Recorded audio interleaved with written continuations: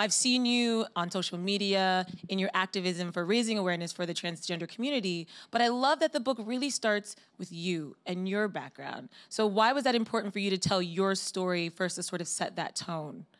There were many places where I kept being asked to focus on in the media.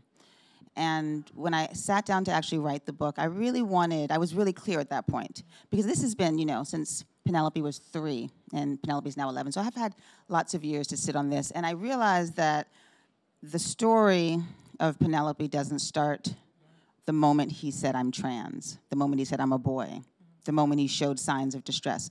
The story is a historical story, and I wanted to tell my story, really. I didn't want to tell my son's. Maybe he'll write his own book one day.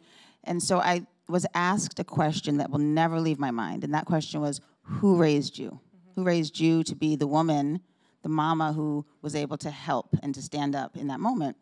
So I went way back. Yeah. I went, back down south, where my family's from, back multiple generations, and I really looked at the men and the women who raised me. So I have my grandmother, Dr. Gloria Blackwell.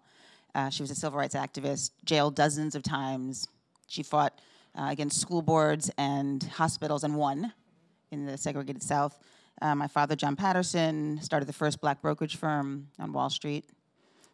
My mother, Jamel, and her sister, Lerma Rackley, they marched before they were even out of high school, jailed. My uncle, Gil Scott Heron, wrote The Revolution Will Not Be Televised, a singer. So I had to really sit down and look at the revolutionaries in my family, the activists. And that's when I started thinking, well, Penelope's not like this poor kid or this different, sad child. He's actually a revolutionary.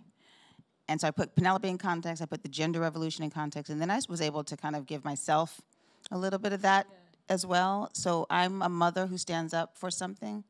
So I needed to tell the full story. I couldn't just start on day, the day Penelope confided in me. Yeah.